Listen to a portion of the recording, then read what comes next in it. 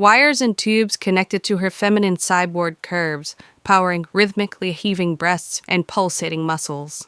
Vicky grinned weakly. She fantasized about being the sensual fembot, free from pain, instead of the frail, emaciated girl confined to this hospital bed connected to medical equipment. Ironically, technology caused her illness. She pulled her blankets up against the painful chill. Vicky opened the blinds with a remote control, but no sunlight poured in.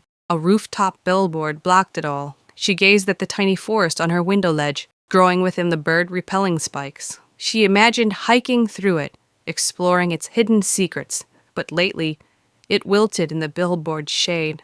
Even though it meant never seeing it again, she asked her caregiver to transplant it to a sunnier ledge. But a week later, it remained. One night, she climbed out of the window, onto the ledge. Cold wind bit. The smell of car exhaust stung. She knelt and reached for the forest. A bird-repelling spike pricked her finger. Its sting was nothing compared to her constant pain. She soothed the forest as she pried it from the ledge, telling it she wasn't going to hurt it. She was there to help. Once inside, forest in hand, she headed for a window on the building's sunnier side, but stopped. Why put it back into that polluted air? She brought the forest close, promising it a better home. She walked the neon streets of the megacity. Determination kept the painful cold from defeating her thin pajamas and house slippers. She told the forest they were journeying to a place from her childhood on the city's outskirts. They passed a glowing tent city, later a food truck rally.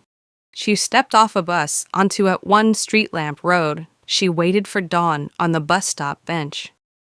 Shortly after sunrise, she woke to a pain that eclipsed all others. She knew her fight against the cancers caused by the invisible waves of the high-voltage power lines near her home was ending. Vicky didn't have to walk far. She found the stream that cut through the woods just as she remembered. She planted the tiny forest at the base of a mossy boulder. She smiled at the warm sun on her skin and closed her eyes. That was The Forest on the Edge, a story burst by Wayne Brandenburg, inspired by Sam's writing prompt, "The miniature forest sways imperceptibly." Thanks, Sam. Leave a comment with a 5-word prompt. You might inspire a future story burst.